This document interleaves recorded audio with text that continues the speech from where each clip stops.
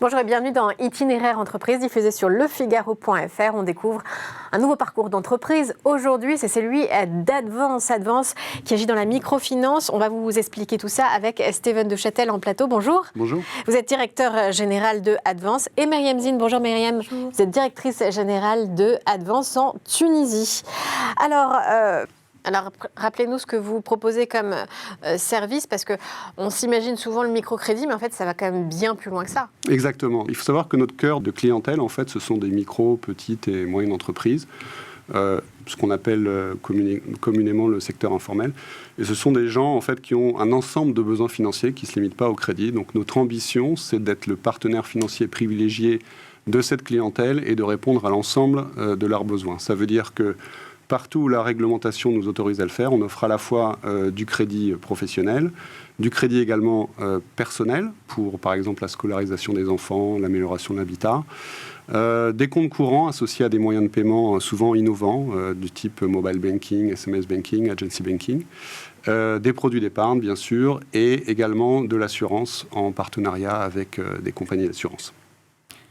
Et au-delà de notre rôle d'offrir des services financiers, nous proposons aussi de l'accompagnement continu à nos clients. Donc d'un côté, nos chargés de clients sont formés et outillés pour accompagner le client et l'aider à mieux gérer ses finances et son activité.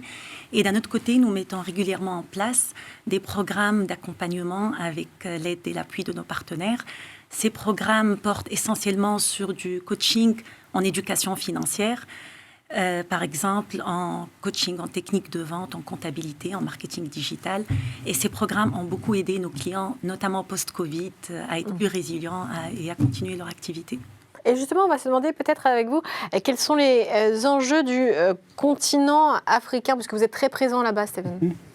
Alors, les enjeux en termes d'inclusion financière, ils sont énormes en fait. Donc, notre cœur de cible, encore une fois, la micro, petite et moyenne entreprise, qui comprend également le secteur agricole, c'est 85% de l'emploi en Afrique, 40% du PNB, mais seulement 5% du crédit. Donc vous voyez qu'il y a quelque chose qui ne va pas dans cette équation. Donc les besoins sont immenses.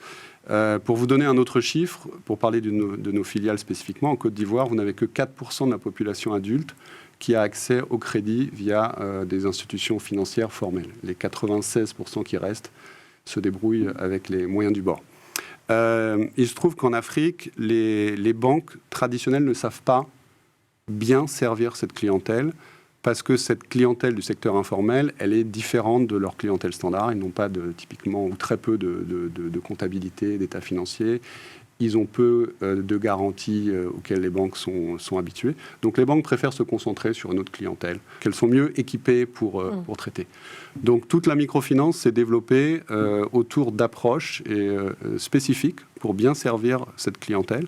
Ça passe par la façon dont on gère la relation client, ça passe par la façon dont on recrute, dont on forme, dont on encadre et dont on rémunère nos collaborateurs. Ça passe par la gestion des risques, ça passe même par les systèmes d'information, etc., etc. Et c'est ce savoir-faire-là qui permet d'offrir les services financiers dont cette clientèle a besoin de façon rentable et responsable. Et est-ce que vous avez des exemples d'activités que vous faites pour vos clients en Tunisie, justement, Myriam ? Oui, en Tunisie, nous finançons des petits entrepreneurs qui souhaitent développer leur activité, mais qui ont un accès assez limité au système financier classique. Ils viennent nous voir pour la rapidité de nos décaissements. Il faut savoir qu'on décaisse en moyenne au bout de 7 jours. Ils viennent nous voir aussi pour des raisons de souplesse de garantie, de proximité, etc. Des clients typiques, c'est un épicier, une dame qui fait les pâtisseries à domicile, une esthéticienne, quincaillerie, etc.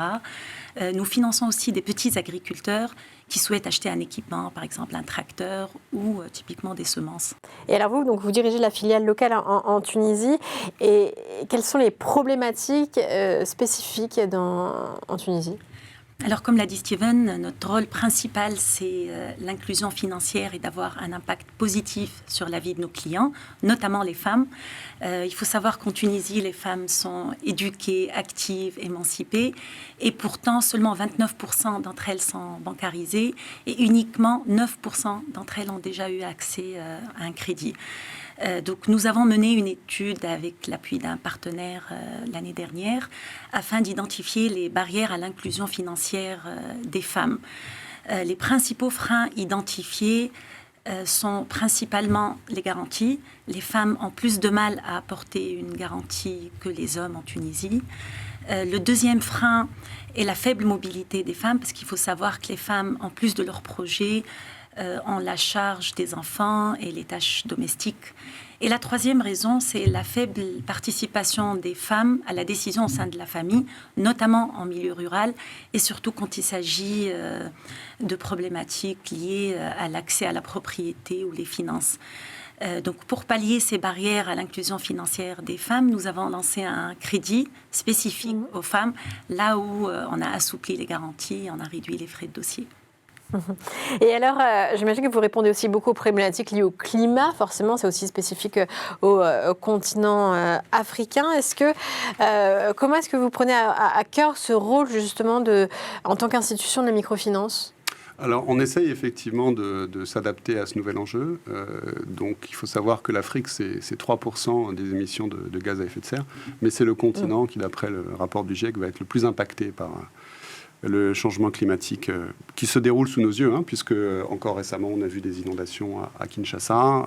Il y a beaucoup d'épisodes de sécheresse qui se multiplient. Donc, tout ça impacte directement nos clients.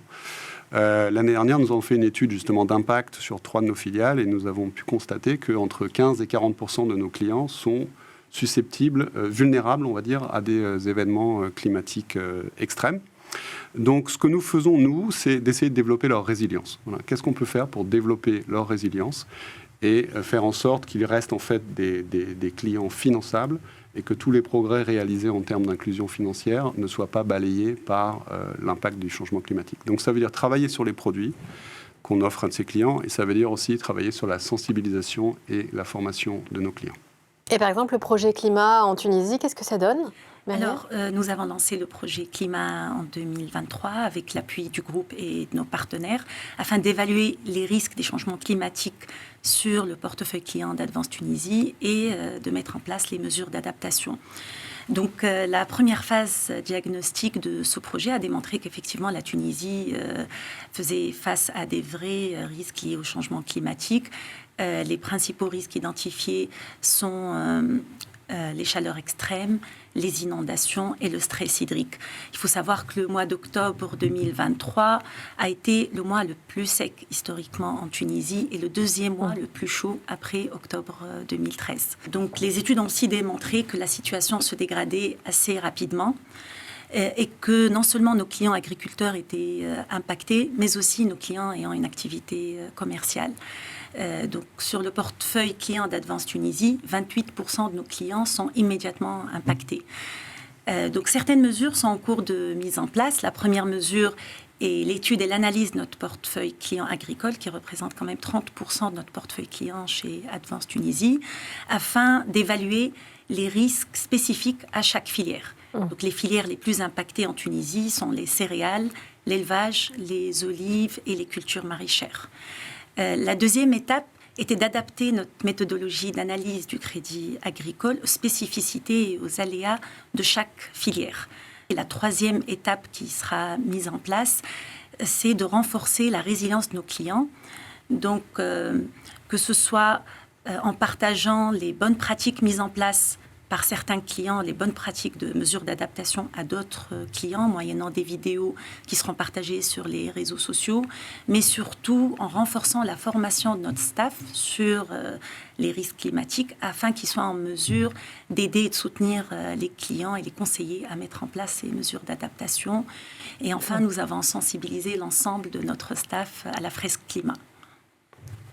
Et alors, Stéphane, pour revenir sur Advance de manière générale, quelles sont vos ambitions de développement ? Est-ce que vous avez des objectifs d'ouverture dans de nouveaux pays ? Tout à fait. Donc, nous avons défini la croissance en Afrique comme une priorité du groupe. Donc, aujourd'hui, nous avons 6 filiales et nous souhaitons doubler de taille dans les 5 ans à venir, que ce soit par la croissance organique, mais également par des acquisitions, en nous appuyant sur la plateforme de 6 institutions robustes que nous avons construites, et également en accélérant sur notre programme de digitalisation. Eh bien, merci de nous avoir présenté donc Advance, vos programmes et vos objectifs. C'était Itinéraire Entreprise. À bientôt pour une prochaine émission.